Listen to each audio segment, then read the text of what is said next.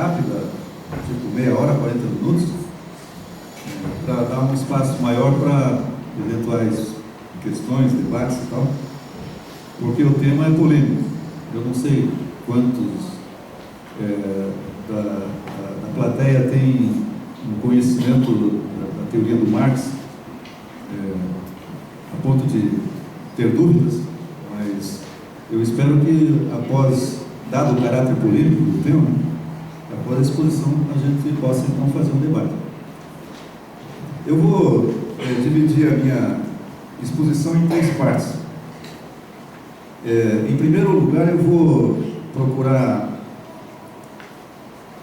mostrar que, apesar das críticas à teoria da transição do Marx e do Engels, é uma teoria consistente e coerentemente com os princípios do materialismo histórico chamado. Em segundo lugar, eu vou relacionar essa teoria da transição com a revolução social e a luta de classes. E, em terceiro lugar, eu vou tratar de alguns pontos sobre a transição do capitalismo para o socialismo como aplicação dessa teoria dos modos de produção e da teoria da transição. Bom, a ideia fundamental sobre esse tema, pelo Marx e pelo Engels, vem ou é melhor entendida se a gente lembra a trajetória dos dois, a trajetória teórica. Eles ambos, principalmente o Marx, foram estudar filosofia. O Marx, vamos concentrar nele nesse aspecto, estudou filosofia num período em que na Alemanha havia uma polêmica muito grande. Havia uma grande polêmica em torno da teoria do Hegel, da filosofia do Hegel, que era foi o filósofo máximo da tradição filosófica clássica. E na época em que o Marx fez o curso, a tradição do Hegel estava se dividindo em 2 grandes correntes. Uma delas, a qual Marx se filiou, era a esquerda hegeliana, que transitou com certa rapidez para uma posição materialista. O Hegel foi a expressão máxima da filosofia clássica alemã, que era uma filosofia idealista, do idealismo filosófico, né?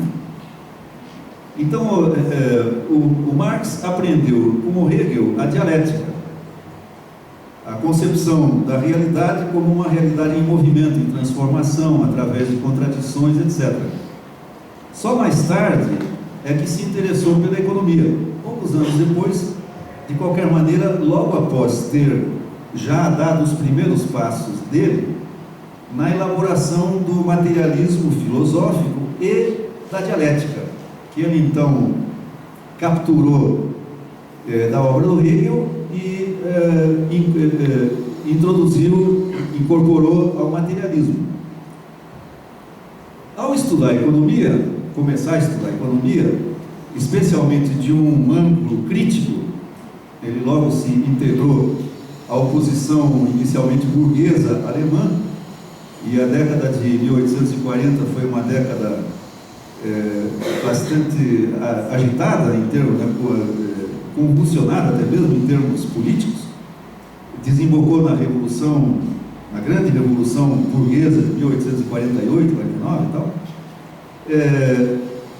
Então, e o Marx e o Engels se incorporaram também cedo às correntes de esquerda e logo depois à Liga Comunista, que era uma organização intelectual da época. Então, ao se interessar pela economia e começar a estudar a economia, ele o fez com base na concepção materialista e dialética que ele e o Engels estavam desenvolvendo, e, portanto, encarava a economia, a sociedade, coerentemente com a visão dialética, como uma realidade em movimento, em transformação, né? Existem diversas frases interessantes deles, tanto do Marx quanto do Engels, de que o Estado, em primeiro lugar, né, segundo o materialismo, a realidade única que existe é a realidade material, que nos cerca, etc., nas suas diversas manifestações. E essa realidade nunca é inerte, estática, ela é sempre, está sempre em movimento. O movimento é uma forma de existência da matéria. Tem uma frase do Marx que ele diz que a única coisa que não se move é a abstração do movimento. Isto é, a conceituação abstrata de que o movimento é tudo. Essa não muda. Então, a sociedade tem que ser encarada como uma realidade em movimento, em transformação contínua.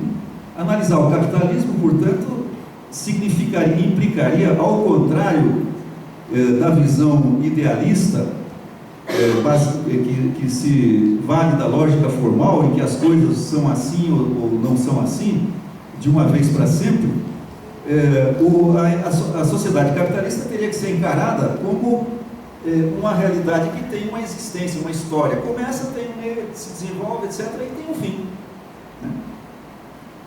Para analisar o capitalismo desse ponto de vista, é preciso ter uma visão, uma concepção sobre o processo histórico da humanidade como um todo. Porque da concepção de que a sociedade é uma realidade histórica, temporária, resulta que o capitalismo não existiu sempre, não vai existir sempre. E se não existiu sempre, o que é que existiu antes? Uma vez que a sociedade humana existe há mais tempo que o capitalismo. Daí surge a concepção dos modos de produção. O modo de produção, segundo Marx, que significa uma forma de organização social da sociedade, se compõe ou consiste numa combinação de dois elementos, que são os meios de produção e são as forças produtivas e as relações de produção, né? O que significa que cada forma de organização social representa uma combinação dessas duas coisas, do nível ou grau de desenvolvimento atingido pelas forças produtivas e das relações entre os indivíduos na produção.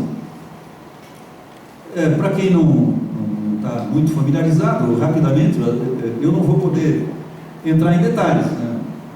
Mas depois eu posso indicar em bibliografia para quem estiver mais interessado e artigos meus de que eu estou me baseando para fazer a minha exposição. As forças produtivas são um conjunto dos elementos necessários à produção das coisas que o ser humano necessita cotidianamente. Basicamente os materiais naturais que usa, matérias-primas, etc., as ferramentas, instrumentos, equipamentos que o ser humano aos poucos desenvolve, e o conhecimento que ele acumula no processo desse desenvolvimento, combinada com a aptidão para o trabalho em cada nível de desenvolvimento das forças produtivas. Essas são forças produtivas. As relações de produção são um elemento fundamental, que significa o seguinte: o ser humano, desde o início da história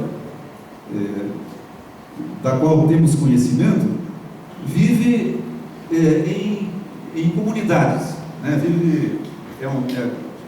Disse que o ser humano é um ser gregário. O que solda essas comunidades, esses agrupamentos humanos, é o fato de que eles não trabalham individualmente, isoladamente, mas trabalham em conjunto, combinadamente. Combinadamente significa que existe uma divisão social do trabalho. O que significa que cada indivíduo no agrupamento faz alguma coisa, desenvolve uma atividade que beneficia a todos. Em compensação, recebe de todos aquilo que ele necessita para a sua existência. Isso significa que os indivíduos necessariamente estão trabalhando em relação uns com os outros. Portanto, os indivíduos em sociedade estabelecem relações determinadas entre eles, certo?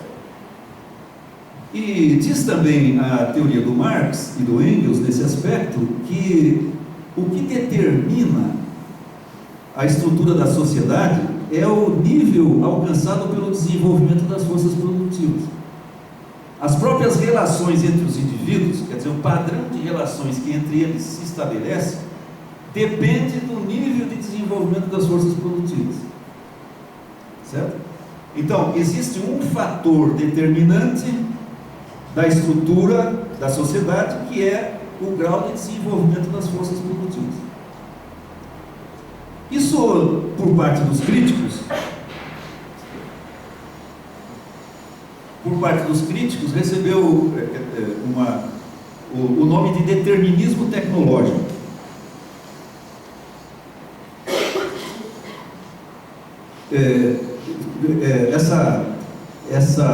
Esse rótulo tem um objetivo crítico, significando que seria uma coisa meio teleológica, né? Mais no sentido de fatalismo, e mais ainda pelo fato de que, uma vez dada essa teoria dos modos de produção, a coisa talvez mais importante para o desenvolvimento de uma teoria das formas de organização social ou dos modos de produção que tenham um tempo histórico de existência, a coisa mais importante é ter uma hipótese fundamentada sobre como os modos de produção se transformam uns nos seguintes.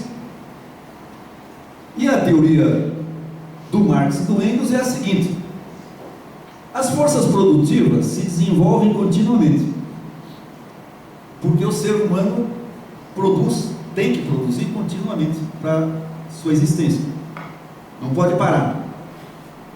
Ao produzir, necessariamente o ser humano aprende, ou seja, como a produção tem que ser repetida dia a dia, ano a ano, né, geração a geração, inevitavelmente vai se aprender, melhorar. Incorpora-se a produção que vai se fazer nova, aquilo que se aprendeu na repetição anterior, né? Estendendo isso no tempo necessário para que, especialmente no início, para que aprendizados importantes ocorram, é mais ou menos intuitivo. Não vi nenhuma teoria até hoje que defendesse a ideia de que o ser humano começa sabendo muito e vai diminuindo. Parece aquele filme do Brad Pitt, né? O sujeito nasce velho e daí vai ficando novo, né? Não existe nenhuma teoria que pretenda isso. Então, as forças produtivas se desenvolvem continuamente. À medida que elas se desenvolvem, elas entram em contradição, quer dizer, entram em choque com as relações que os indivíduos estabelecem e que se tornam, se padronizam, né? Se tornam habituais. Entram em contradição porque essas relações de produção se estabeleceram com base nas forças produtivas no grau desenvolvido anteriormente, certo?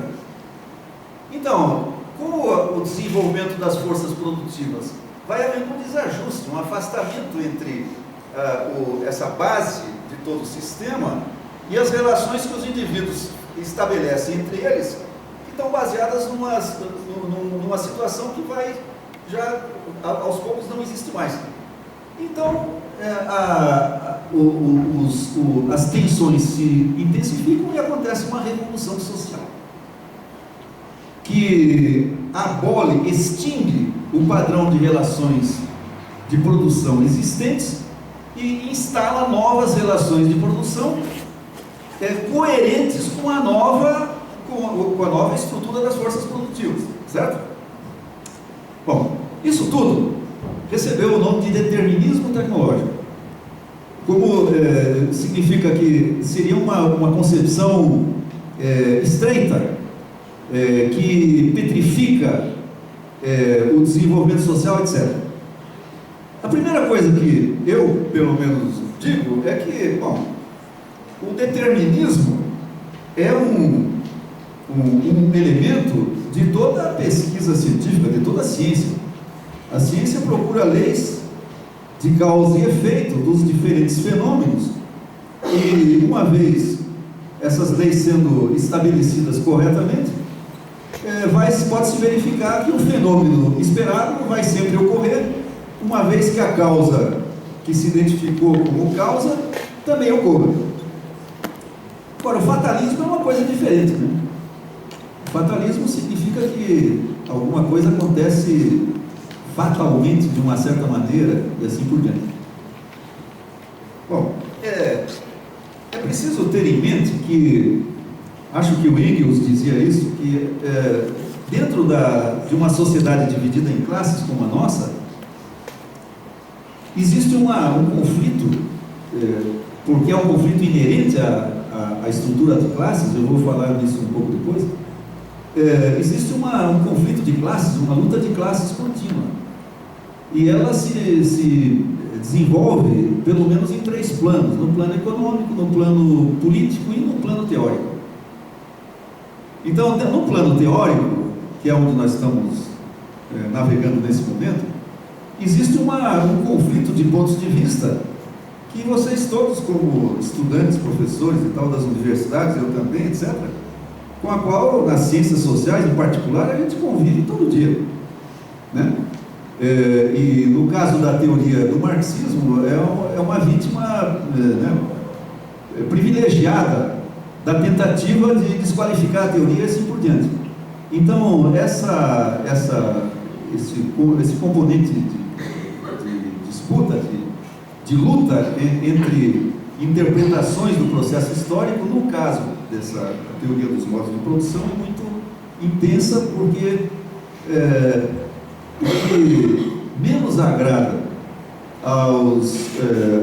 às classes dominantes de uma certa estrutura é reconhecer e ser reconhecido que elas são passageiras, que elas podem ser ultrapassadas, que elas podem caducar e assim por diante, né?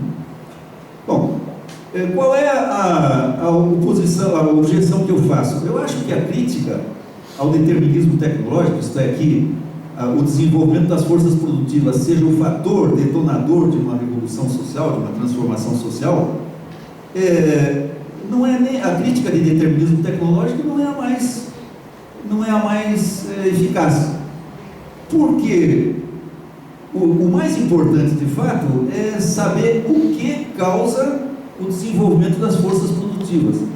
E aí está a questão que eu quero mostrar rapidamente, porque eu considero que essa teoria do Marx e do Engels tem um caráter metodológico, materialista, coerente.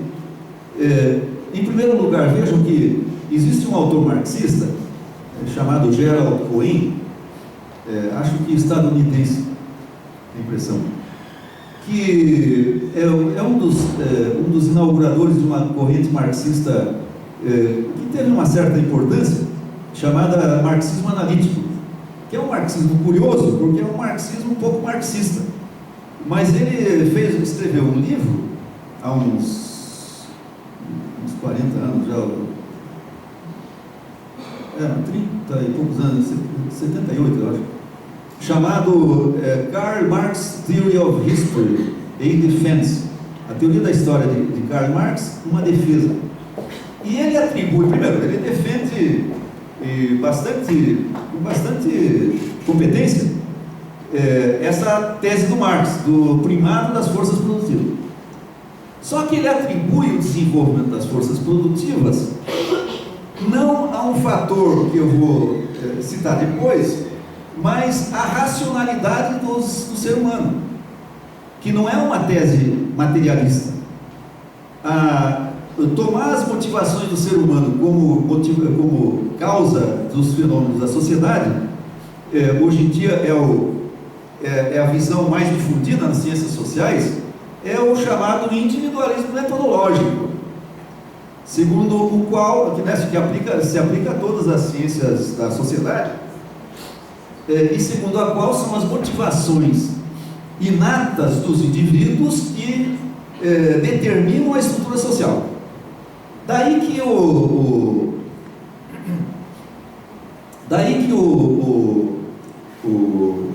a teoria econômica, por exemplo, oficial, a teoria econômica burguesa, pretende que a sociedade baseada no mercado seja a única que é compatível com a chamada natureza humana, porque essa chamada natureza humana é naturalmente propensa ao comércio, à troca, ao intercâmbio. E só existe troca, intercâmbio numa sociedade comercial, numa economia baseada no mercado, mercantil, né? Pois bem, esse é o ponto de vista do Geraldo Cohen, que inaugurou essa corrente do marxismo analítico, que não teve muita difusão, mas promoveu, fazem parte dessa corrente diversos autores bastante interessantes. Pois bem, e não é uma tese materialista.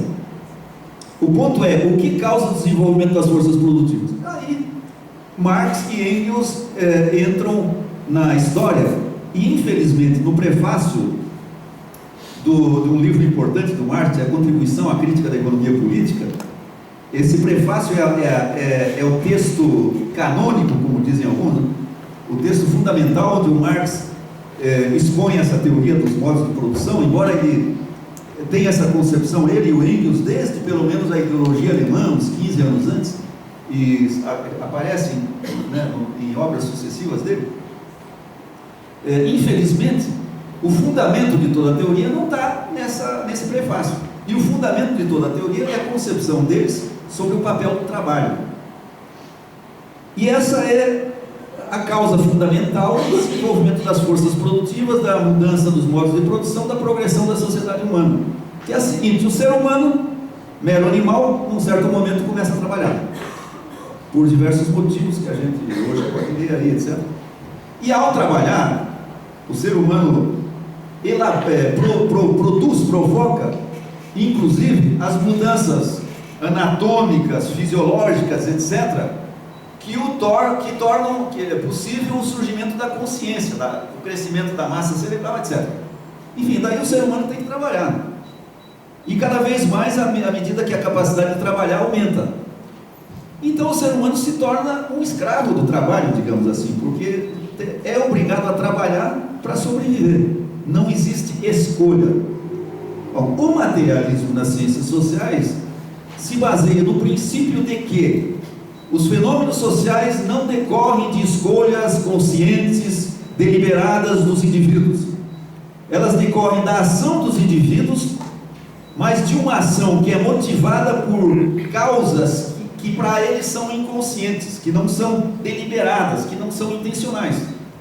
Pois bem, como o ser humano tem que trabalhar para sobreviver, o trabalho é que é o causador do desenvolvimento das forças produtivas.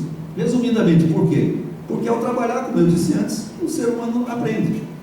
Ao trabalhar repetidamente, ele começa a elaborar instrumentos, ferramentas, etc. E isso vai numa progressão, crescendo. E esta é a causa fundamental, independente de deliberação, de escolha racional ou irracional. Então esse é o ponto que tem que ser, se alguém quiser criticar a teoria do Marx e do Engels, é que tem que ser criticado. E é nesse ponto que a teoria do Marx, por exemplo, é representada por esse autor, esse Geraldo Cohen, de modo errado, porque não é uma interpretação materialista, certo? Bom, eu tive que pular muitos pedaços aí, porque senão eu vou me alongar demais. Daí eu vou passar para o segundo ponto, que é a revolução social e a luta de classes. Bom, esse segundo ponto tem o seguinte objetivo. Na realidade, tem o objetivo de introduzir alguns conceitos mediadores no esquema que o Marx apresenta no prefácio da Contribuição à Crítica da Economia Política. E especialmente o primeiro, que é o seguinte: o Marx diz lá no prefácio, como eu disse há pouco, que a sociedade que é constituída por um padrão de relações entre os indivíduos, dependente, baseada no grau de desenvolvimento das forças produtivas, as forças produtivas avançam, né, e começam a entrar em contradição com as relações de produção, e essa contradição entre as forças produtivas e as relações de produção, essa contradição se intensifica, etc., se acirra, até o momento que ela explode numa revolução social. Então, é a contradição entre forças produtivas e relações de produção que causa a revolução social. Alguns críticos, que eu já vi, mas não colecionei a referência, para ser honesto, mas dizem o seguinte: mas onde é que fica a luta de classes, que segundo Marx e Engels é a causa das revoluções sociais, né? Onde é que está a luta de classes, a contradição agora entre forças produtivas e relações de produção? Não é mais entre as classes? Bom, novamente aí é uma leitura do prefácio, sem ter lido, por exemplo, a Ideologia Alemã, etc., diversas outras obras do Marx, como eu fiz, né, no caso do trabalho, porque, de fato, a luta de classes as classes em luta, né, são os agentes, ou são a expressão na sociedade, na política, da contradição entre as forças produtivas e as relações de produção. E eu vou mostrar rapidamente como é que isso acontece. Quer dizer, existe uma base, né, material, assim como existe uma base material, segundo o Marx e o Engels, para a visão de mundo dos indivíduos, né, talvez muitos de vocês tenham lido já, diz o Marx, não é a consciência social que explica a vida social, né? Quer dizer, a visão de mundo, ou as motivações que explicam a sociedade, como eu disse há pouco, né? É a vida social que explica a consciência social. Isto é, a visão de mundo dos indivíduos depende do modo como eles vivem. É uma condensação das relações sociais em que eles estão mergulhados, né? Então, eu quero mostrar como é que se dá essa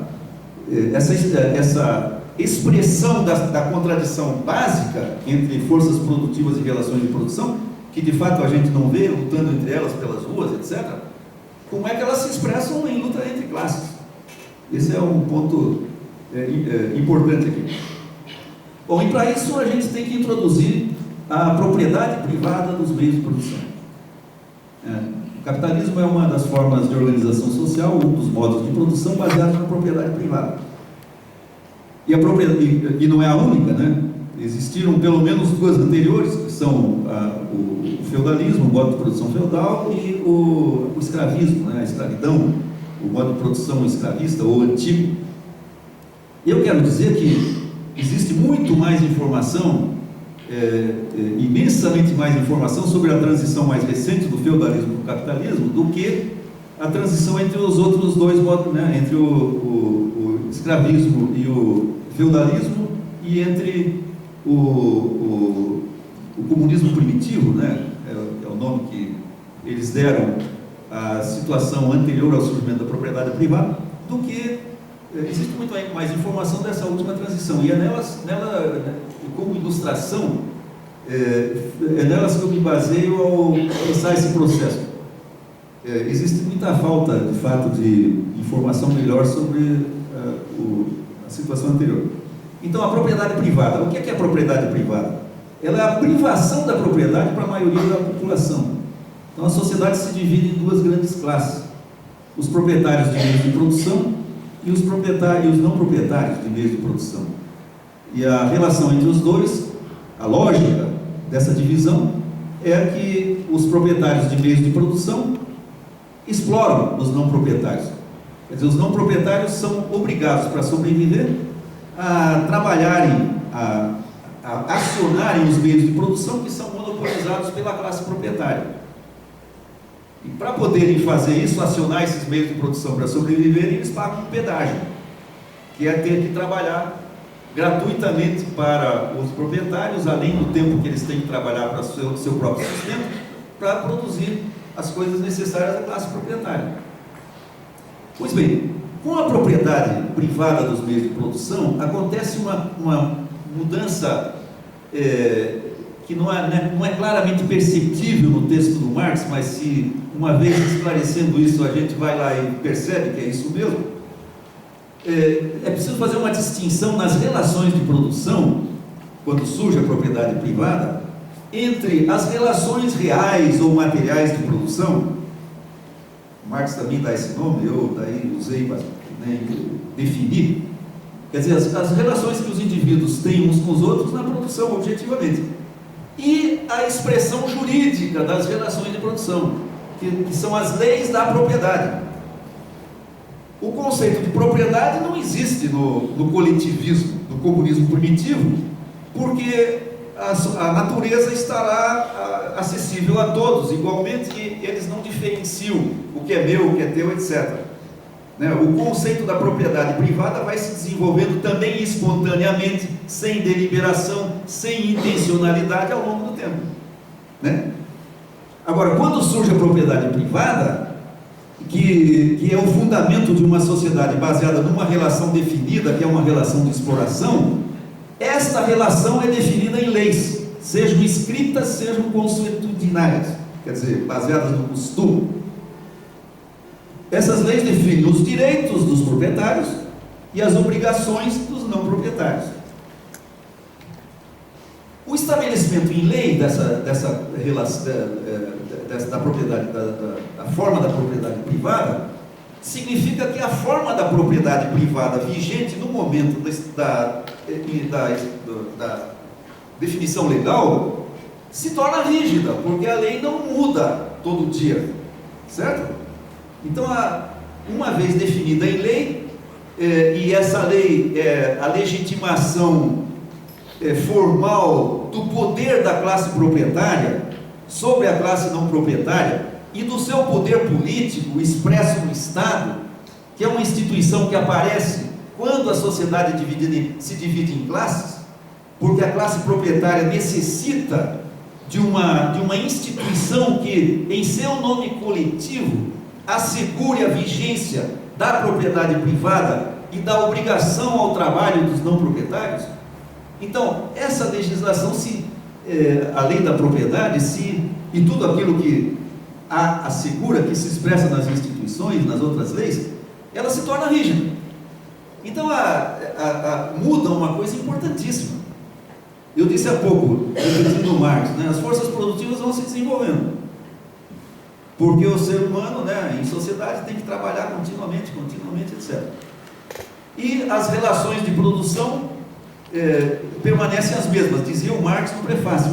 Eu estou agora fazendo uma diferença, porque o Marx já está se referindo a uma sociedade dividida em classes.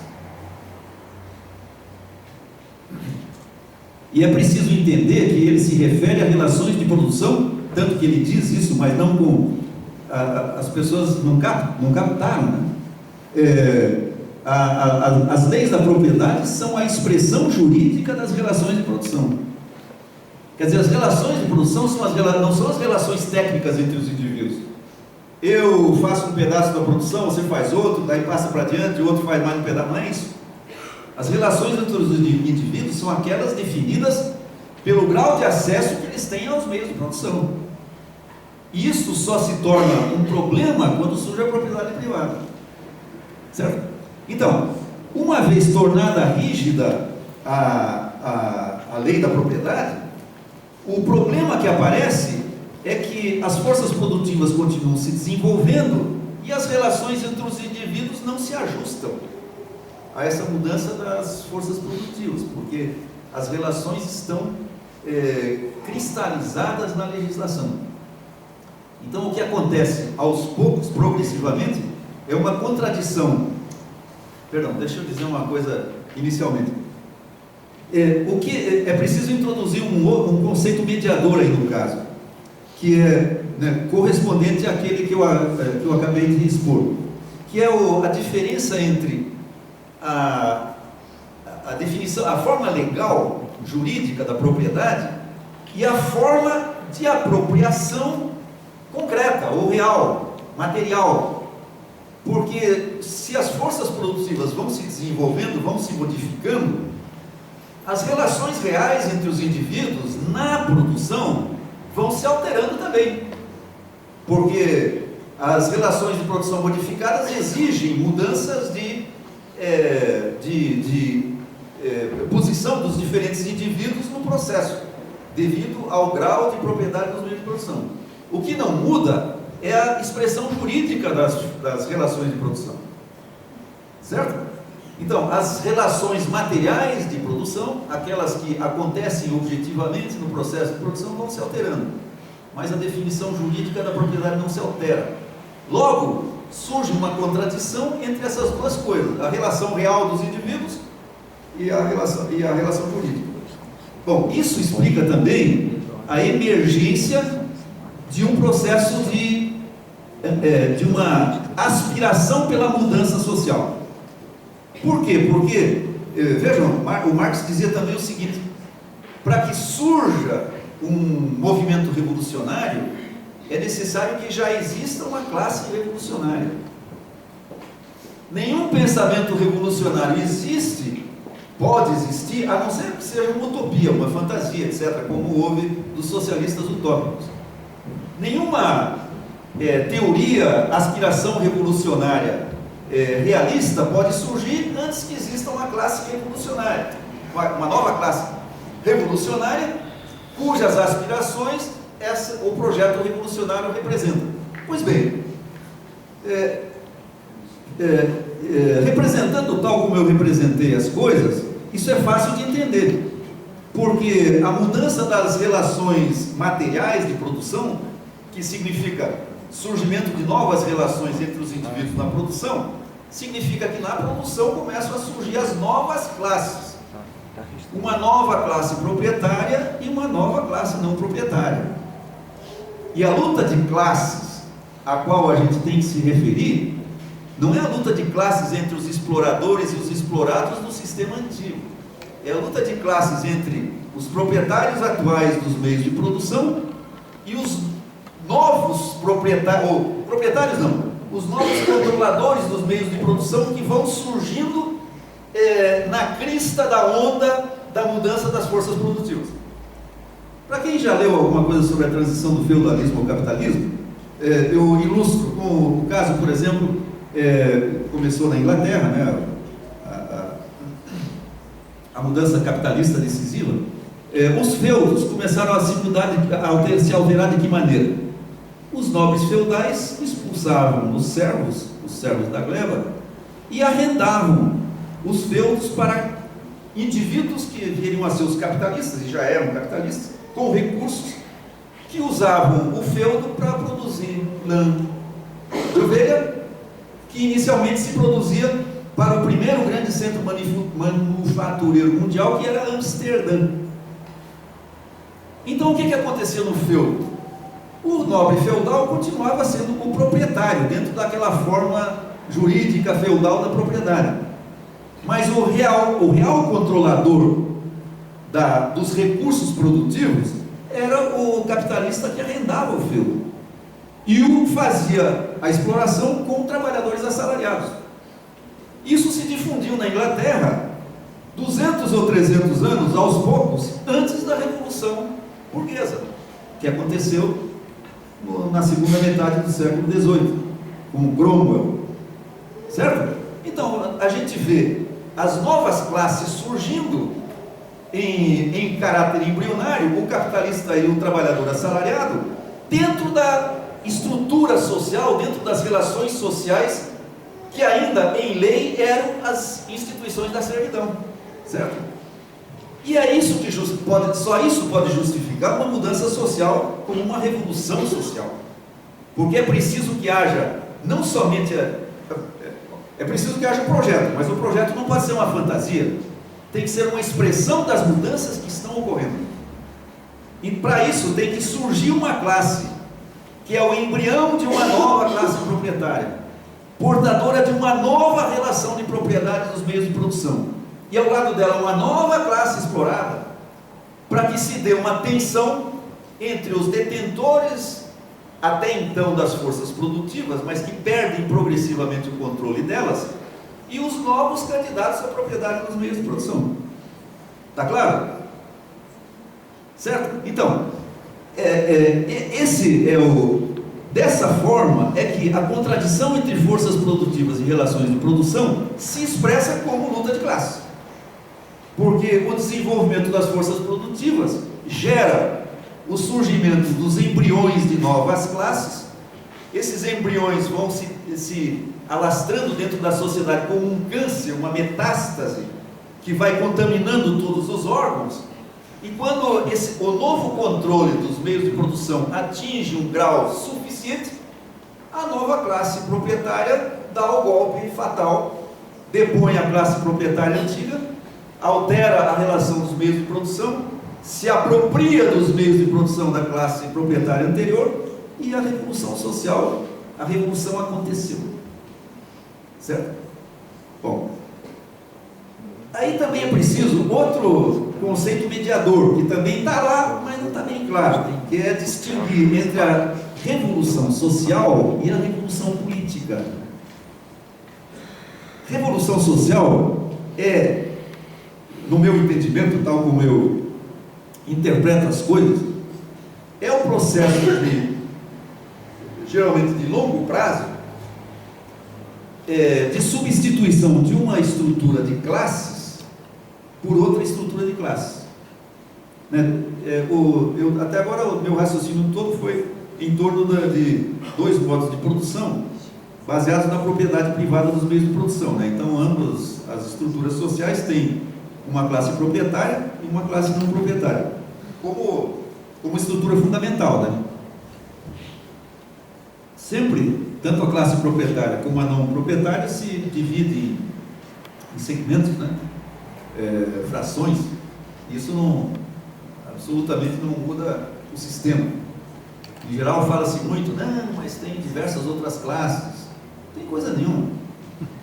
A existência de diversas classes é uma situação, em geral, nas situações de transição. Né?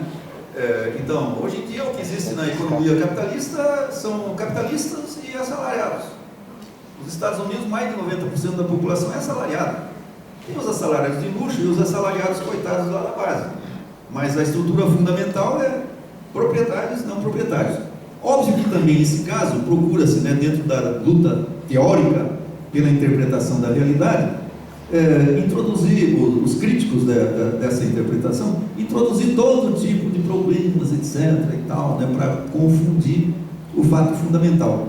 Mas basta que a gente se atenha a abstrações corretas, a gente chega ao ponto que é fundamental.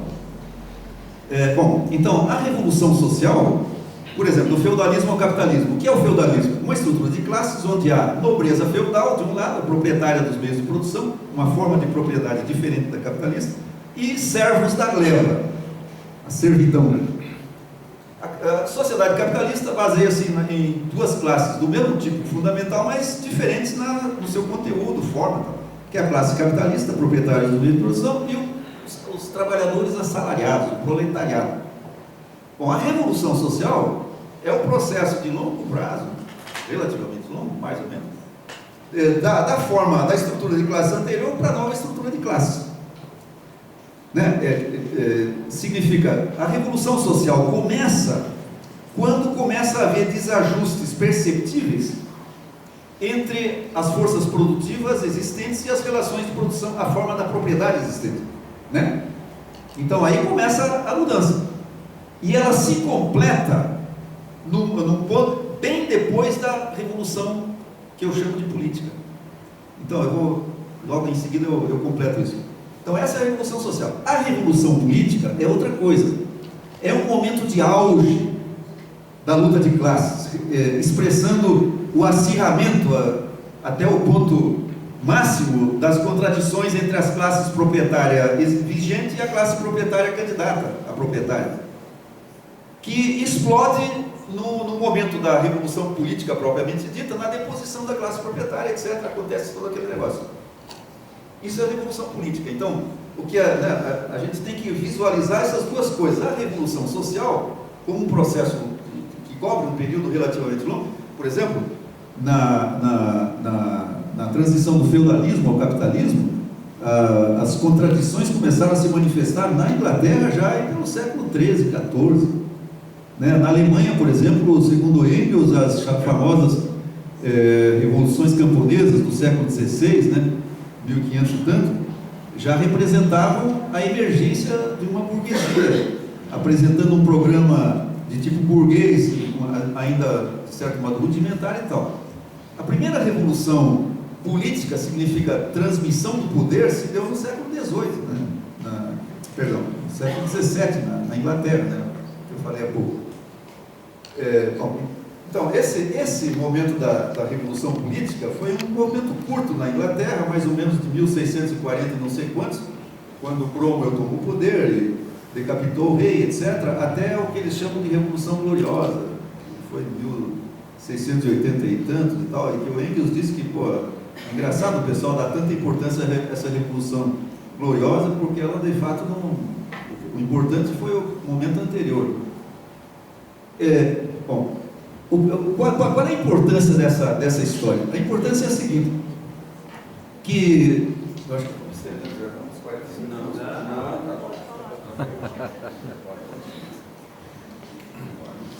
A importância é a seguinte, no momento da revolução política, as coisas não estão definidas. Porque, vejam, na vigência da forma da propriedade anterior, né, do modo de produção vigente, a existência destas relações de propriedade, juridicamente estabelecidas, começa a criar obstáculos ao desenvolvimento das forças produtivas, começa a dificultar o desenvolvimento das forças produtivas. Por quê?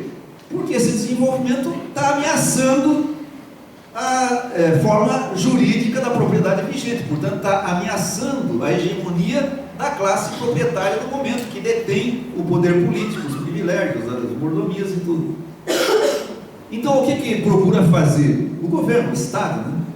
Ele procura se proteger, inclusive dificultando as mudanças que visivelmente comprometem o seu comando. Hoje em dia isso pode ser representado, por exemplo, pelas leis antitrust, né? A formação de grandes blocos de capital expressa o desenvolvimento de forças produtivas, e a formação desses grandes blocos de capital torna possível avanços tecnológicos muito grandes. Os avanços tecnológicos no núcleo estão relacionados com a escala de produção, né? Então, a tentativa de deter a centralização de capitais, que é um conceito do Marx que é o mais correto, mas em geral as pessoas falam mais em concentração, né? A fusão de empresas.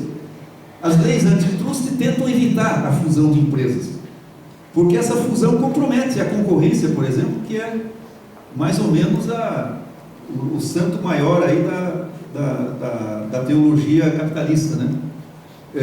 Então, é um exemplo, né, da tentativa de conter o processo de centralização, a emergência de características ameaçadoras da propriedade privada. Por exemplo, na agricultura, né, que eu acho que é o exemplo assim, mais marcante, quando se procura proteger a produção de pequena escala, por exemplo, produção chamada familiar, né, que é uma religião que anda aí, né, gerando uma fantasia da realidade rural, né, mas gerando de fato uma estrutura de produção na agricultura que cria obstáculos imensos à centralização de capitais. Por exemplo, nos Estados Unidos existem legislações estaduais que proíbem a instalação de sociedades anônimas no meio rural, coisa que felizmente não existe no Brasil, né? Então, o período até a Revolução Política é um período de criação dos elementos do novo modo de produção que fundamentam o surgimento dessa nova classe proprietária de que eu falei. Esse desenvolvimento, apesar dessa oposição, essa oposição não pode parar o desenvolvimento histórico, né? Porque as forças produtivas não são definidas em lei. Então as tentativas de deter o desenvolvimento das forças produtivas são são furadas em diversos pontos da sociedade continuamente. Tapa um buraco aqui, aparece um buraco lá, e assim por diante. Então, no meio dessas dificuldades todas, as forças produtivas se desenvolvem e a tal da nova classe proprietária. De modo que, quando a revolução política ocorre, as forças produtivas já se desenvolveram em grau considerável, mas elas ainda não transformaram qualitativamente o conjunto das forças produtivas, certo? De modo que a gente ainda não pode falar num novo modo de produção plenamente constituído, isto é, onde as forças produtivas tenham atingido o grau de desenvolvimento correspondente à direção em que elas vão. Quando a revolução política ocorre e a forma de propriedade existente é extinta, um grande obstáculo ao avanço das forças produtivas é eliminado. E a partir de então, uma vez que a nova classe consegue se segurar no galho, né, se manter no poder, que é um problema importante no primeiro período, as forças produtivas começam então a se desenvolver com rapidez, até o ponto de poder alcançarem um nível correspondente às novas relações de produção. Eu exemplifico também com a Inglaterra. A base técnica própria do capitalismo é a fábrica, a produção fabril, a indústria mecanizada. Quando houve a Revolução Burguesa na Inglaterra, século XVII, não existia indústria mecanizada nenhuma, nem ela estava no horizonte ainda, estava muito longe. Existia a chamada manufatura, então havia produção industrial manufatureira, não havia o menor sinal ainda do que viria a ser a base técnica própria do capitalismo, que é a indústria mecanizada, né, a fábrica, que surge na segunda metade do século XVIII, aos poucos, e vai se firmando, quer dizer, um pouco mais de 100 anos depois da Revolução Política, certo? Então, existe uma diferença entre os dois períodos, e a gente não pode pretender que no momento da Revolução Política, da noite para o dia, o mundo mude, né? A primeira coisa que a nova classe tem que fazer é tratar de se apropriar dos meios de produção. Por exemplo, na Revolução Francesa, se vocês quiserem um texto bem interessante sobre esses desenvolvimentos, e relativamente resumido, mas muito competente, leiam o prefácio que o Engels fez, a edição inglesa do livrinho dele, do socialismo utópico ao socialismo científico. Do socialismo utópico ao socialismo científico. Inclusive é onde ele define o materialismo histórico, define o fato de que é uma coisa curiosa, né? O materialismo é um produto do capitalismo também. O materialismo. Quer dizer, toda a sociedade gera os elementos da sua superação, inclusive os elementos teóricos. Só que, e o Engels descreve lá, né, o surgimento do materialismo na Inglaterra, especialmente na Inglaterra e tal. Só que é um materialismo restrito ao campo das ciências naturais, não ao das ciências sociais, onde até hoje nós estamos na pré-história, porque as ciências sociais se baseiam em preconceitos, superstições, fantasias, não se baseiam na realidade concreta, porque a realidade concreta vai colocar a exploração, por exemplo, e assim por diante, né? Então, bom, os interessados, eu sugiro que façam essa leitura. Bom, então, outra coisa importante, no momento da Revolução Política, o ponto aonde vão, né, primeiro, a nova classe tem que se apoderar dos meios de produção. Por exemplo, lembrem da Revolução Francesa, é o que eu ia dizer quando eu fiz a interrupção do Wilson. Revolução Francesa. Um ponto fundamental da Revolução Francesa foi transferir a propriedade das terras da aristocracia francesa e da Igreja Católica, que era na Europa proprietária de mais ou menos 1/3 de todas as terras, para a nova burguesia nascente, né?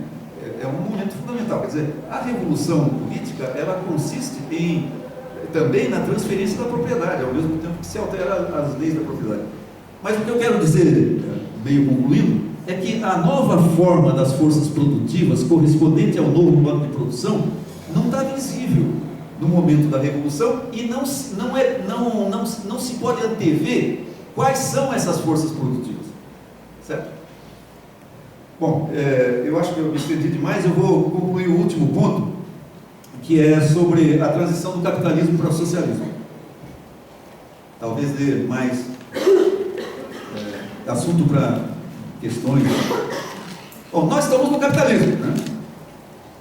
A expectativa do Marx, do Engels e de todos os marxistas é de que o capitalismo seja sucedido pelo socialismo. Também nesse aspecto, a disputa teórica, a luta de classes teórica, os críticos colocam todo tipo de objeções, etc., né? Mas o ponto é o seguinte: o Marx e o Engels foram críticos do chamado socialismo utópico.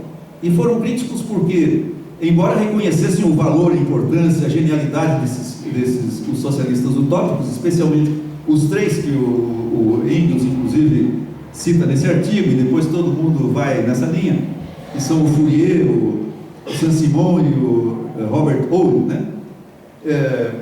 Eles tinham o socialismo deles era utópico porque era algo desligado da prática da sociedade e, portanto, irrealizável, porque uma pessoa senta no seu gabinete e tal, bola uma forma de sociedade que acha maravilhosa, etc., e daí acha que a questão é sair pregando, né, para todos, tentando difundir, conseguir angariar adeptos para realizar isso. Isso nunca se realiza, porque a fantasia de um não tem nada a ver com as condições materiais, concretas, objetivas da existência de todos.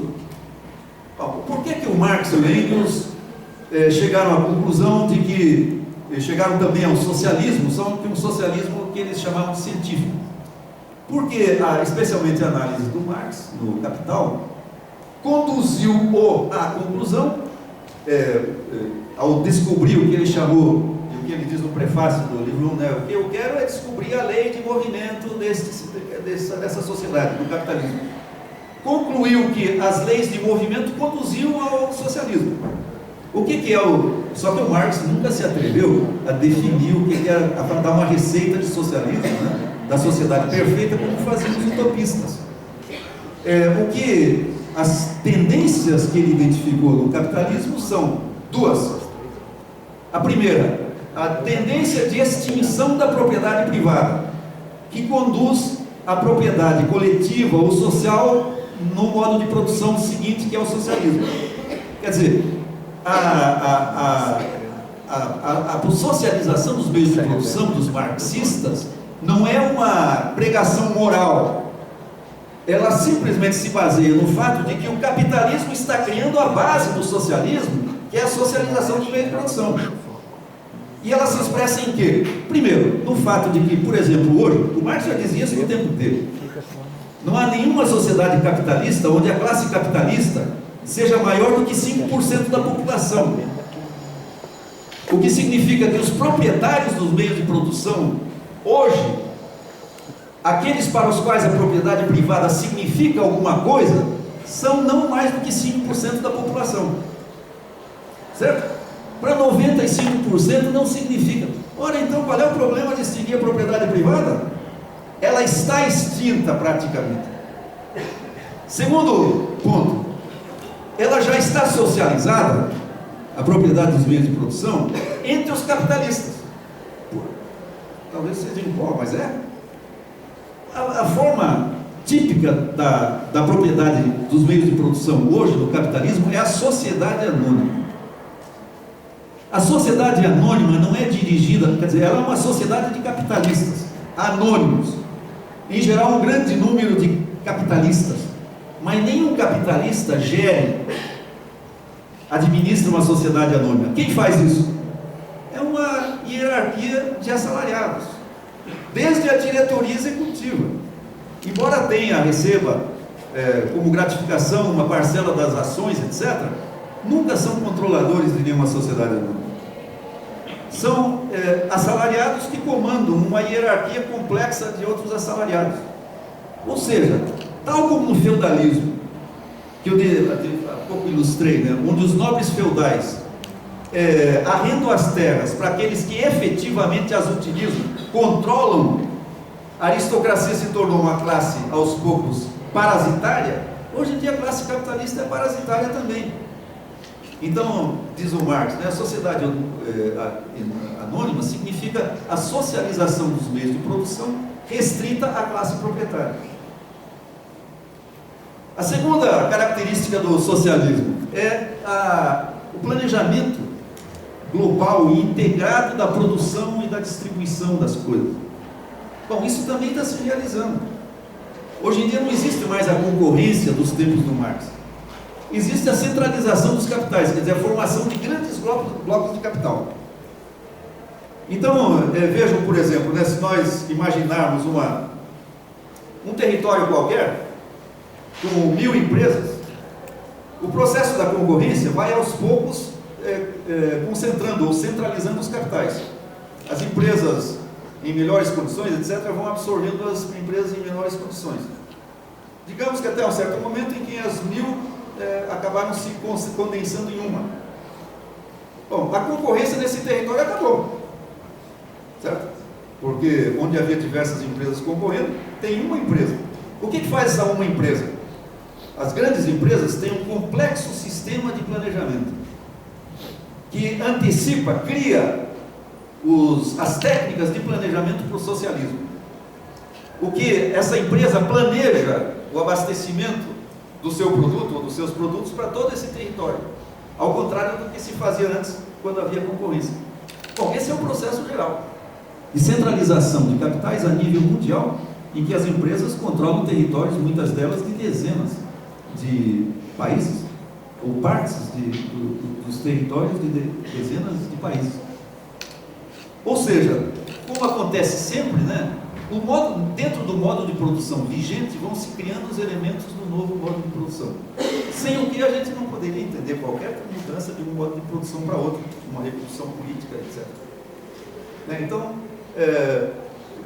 vocês veem que do ponto inicial, né, da teoria do modo de produção e da transição do Marx e do Engels, se a gente vai tentando concretizar um pouco o esquema, a gente chega a uma visualização mais realista, um pouco mais próxima, né, da realidade do ponto em que nós estamos vivendo hoje, que é o momento da revolução social, que é o processo de longo prazo, etc., né, de mudança de uma estrutura social por outra estrutura social.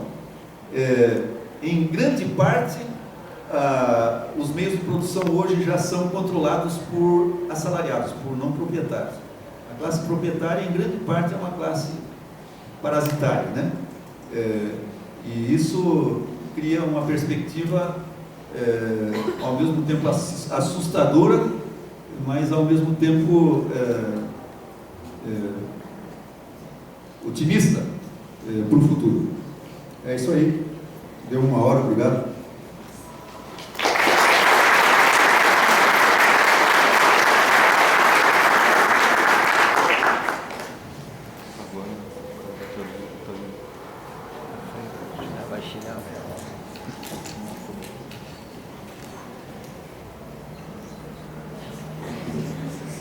Os homens não se acertam.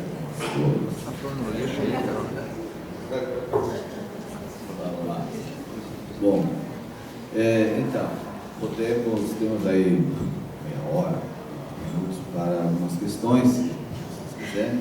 Depois, no segundo momento, embora tenha mais a fala dos dois colegas, professores, o professor permanece também, né?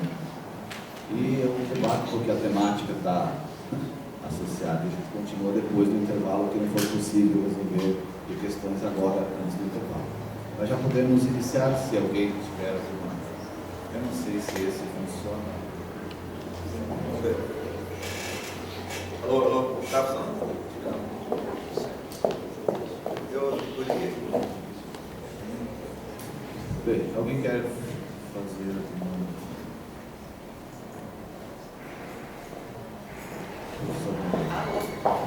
Agora eu posso até falar sem microfone, já falei que se falar. Se a voz me falha, já falei. O Léo vai ser aqui. Acho que está aqui, né? Acho que a sua fala é bem provocativa. Eu até ia fazer uma outra pergunta, mas na hora que você falou da agricultura familiar, eu me senti provocada. Você fala que a agricultura familiar é uma fantasia, né? mas ao mesmo tempo você vai dizendo dos movimentos que vão acontecendo contraditoriamente no capitalismo, né? A agricultura familiar, ela é uma singularidade que carrega os elementos universais, portanto, ela carrega a contradição entre trabalho e capital, né? E ela é uma fantasia na sua interpretação, mas hoje a gente vê a agricultura familiar gerando aí 11 milhões de empregos, né?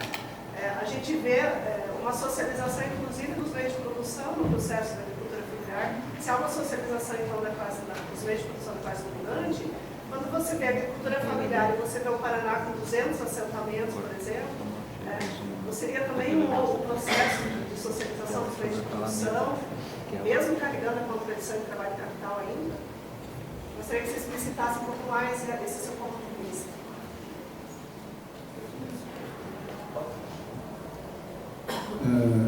Eu sou insuspeito para fazer essa crítica, porque estou, de certa maneira, na origem, inclusive, dessa ideia, há uns 30, 40 anos atrás. Veja, a ideia, bom, tem diversas ideias fantasiosas nessa rápida, assim, caracterização que você fez da produção familiar, por exemplo, geradora de 11 milhões de empregos, né? Na realidade, esses 11 milhões de empregos se baseiam em considerar a agricultura familiar uma grande maioria ainda dos estabelecimentos agrícolas, que na realidade não são produtores de mercadorias, eles são principalmente assalariados que não tem um lote de terra. Hoje em dia eu estou desatualizado dos dados concretos, porque eu já saí do campo de análise de dados da agricultura há 20 anos, mais ou menos, né? Mas é uma coisa fantasiosa, porque a maior parte da produção agrícola brasileira, na realidade, é feita em condições capitalistas. E essa massa de pequenos de trabalhadores que têm terra, que no caso da Rússia o Lenin chamava, eu uso esse termo porque eu acho bem apropriado, que são proletários com lote, né? Na última vez em que eu fiz uma análise da estrutura de classes da agricultura, mais de metade dos chamados estabelecimentos, dadas as condições objetivas deles, eram na realidade semi-assalariados, que viviam principalmente da venda da força de trabalho, não da venda de produtos, embora eles pudessem produzir alguma coisinha, etc., né? Não vejo nenhuma contradição entre capital-trabalho na chamada propriedade familiar, que eu digo que é uma fantasia, porque é uma caracterização histórica, essa da produção familiar, que na realidade não representa relação social alguma dentro do capitalismo. E é um conceito que se concentra numa figura que está em desaparecimento. Quer dizer, veja, enquanto nós temos a grande polarização de classes representada pelos capitalistas e os assalariados, não só na agricultura, em toda a sociedade, a agricultura não é um departamento à parte. Os estudiosos da produção chamada familiar se concentram numa fração diminuta, intermediária entre essas duas e em processo de extinção. As pessoas se chocam, e sempre que eu falo isso, as pessoas se chocam, como você se chocou mesmo, e eu de fato digo provocativamente. As pessoas se chocam, mas basta olhar os países, qualquer país em desenvolvimento capitalista, e a gente vai verificar que, de fato, essa chamada produção familiar está desaparecendo. Agora, tem um fundamento, a chamada teoria da produção familiar, que é aquele fato que eu citei há pouco. O papel do campesinato, quer dizer, dos pequenos produtores europeus, pequena burguesia agrícola, durante todo o século XIX, de sustentáculo dos regimes conservadores, especialmente na França, fez com que, depois da Primeira Guerra Mundial e da Revolução Russa e das tentativas da Revolução Húngara, da Revolução Alemã, logo depois da Revolução Russa, fez com que as burguesias prestassem atenção ao papel político da pequena burguesia rural como uma barreira ao desenvolvimento do socialismo. E tratou-se, então, a partir dessa época, de proteger a produção em pequena escala. Isso aqui é o nome que eu dou à produção familiar é produção em pequena escala, aquilo que se chama produção familiar. No capitalismo, que são capitalistas de um tipo específico, porque eles são anexos a estruturas de capital, da qual faz parte a agroindústria e tal, né? Então, o problema, para que a gente tem que entender, e que eu tentei explicar num artigo que eu fiz sobre esse assunto, talvez você tenha ouvido falar, porque circulou bastante aí o negócio da irrelevância, né? Não sei se você viu, irrelevância da chamada produção familiar. Irrelevância prática. Irrelevância prática. A irrelevância prática da agricultura familiar para o emprego agrícola. Está publicado agora nessa. Acabei de receber do colega do Marlon, lá de Francisco Beltrão. Eles republicaram um artigo aqui nesse volume que eu recomendo a todos, né? O dossiê Questão Agrária e Agricultura. É que o problema todo é o seguinte, como eu disse há pouco, né? Não se pode juridicamente congelar as forças produtivas, elas se desenvolvem. Então, o sucesso relativo em manter uma produção em pequena escala na agricultura depende desta produção em pequena escala ser capaz de acompanhar o desenvolvimento das forças produtivas, isto é, o crescimento da produtividade do trabalho, pelo menos médio da economia. E na agricultura existem características técnicas que tornam possível isso, especialmente o fato de que bom, não sei se eu vou chatear. Não, é que, vejam bem, o aumento da produtividade do trabalho na indústria se baseia na divisão técnica do trabalho dentro da indústria. Você pode, por exemplo, fabricar um sapato, você pode dividir em diversas operações, cada um faz uma operação. Daí você mecaniza cada operação. E você vai produzindo em escala cada vez maior com poucos trabalhadores. Na produção do sapato, ao mesmo tempo, se você olhar o esquema assim de cima, inclusive colocar os trabalhadores domésticos que recebem as partes do sapato já prontas, eles só montam e tal, né? Você vê o produto em diversas fases de produção. E você pode aumentar a escala indefinidamente, porque cada fase você pode aumentar a escala com mecanização. Na agricultura não tem isso. Mas tem por quê? Porque, a produção agrícola, exceto em alguns casos, depende da biologia, né? Então tem uma sucessão no tempo. Então, digamos, produzir soja. Tem que primeiro ir lá, arar o terreno, ou fazer subsolar, depois tem que semear, depois tem que esperar crescer. Depois tem que ir lá e jogar veneno, tal, né? Fazer o combate de pragas, doenças e tal. Depois tem que esperar amadurecer, daí vai lá e colhe. Não dá para fazer isso tudo, né? Não dá para colher enquanto ao mesmo tempo está arando o terreno, né? Então, não é possível fazer uma fábrica agrícola, pelo menos por enquanto. Agora, as fases da divisão do trabalho estão presentes. Tem a preparação do terreno, tem a semeadura, tem o combate de pragas e doenças, tem a colheita e tal. Significa que se pode mecanizar com um trabalhador ou poucos em cada operação, né?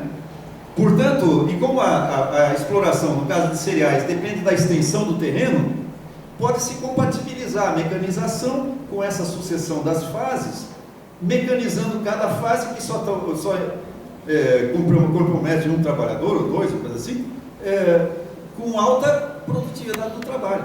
Inclusive na agricultura acabou se revelando o fato de que com a mecanização a produtividade do trabalho cresce fantasticamente, né? Nos Estados Unidos, por exemplo, o dado que eu tenho também é um pouco antigo, 10, 15 anos, sei lá, mais ou menos 1% da força de trabalho produz aquele produto agrícola todo, que abastece em grande parte dos Estados Unidos, exporta para um monte de países do mundo, e regularmente ainda se paga uma parte dos agricultores para que eles não produzam, para não gerar superprodução.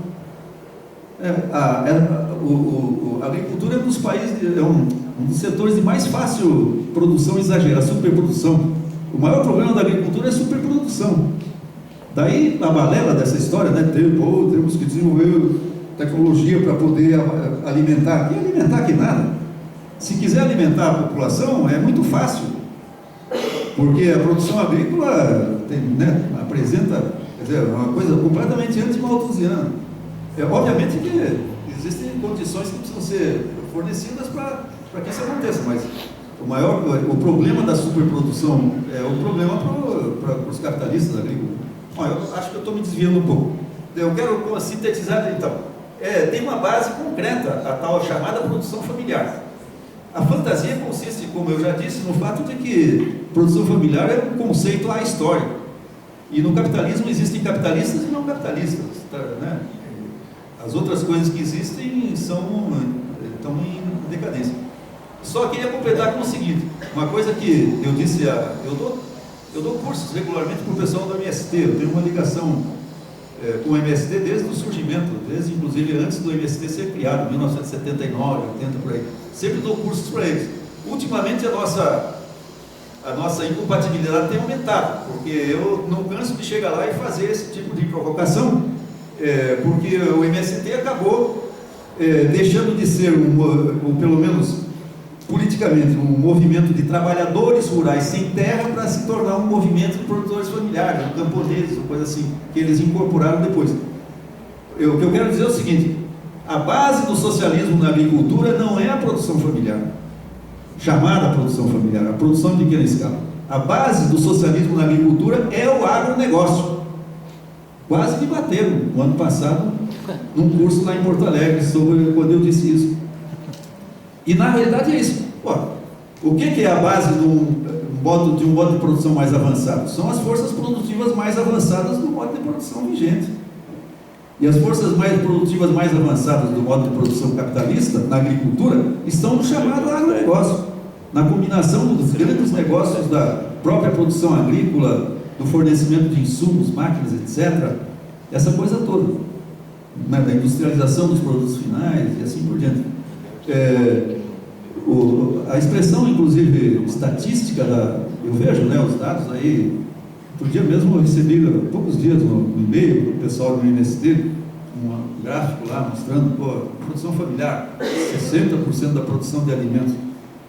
Isso é fantasia. Um dos teóricos do MST, ele foi aumentando o que ele chama de produção familiar, e a área, né? Aí vai aumentando mesmo o número de agricultores, né? E mistura tudo, semi-proletariado, pequenos produtores que produzem mercadorias, mas estão a um passo da extinção, e agricultores capitalistas, né? Não é uma forma correta de interpretar. Bom, essa aí é a minha... Acho que podemos fazer um intervalinho, dado que o assunto não encerra aqui, né? E no retorno a gente continua.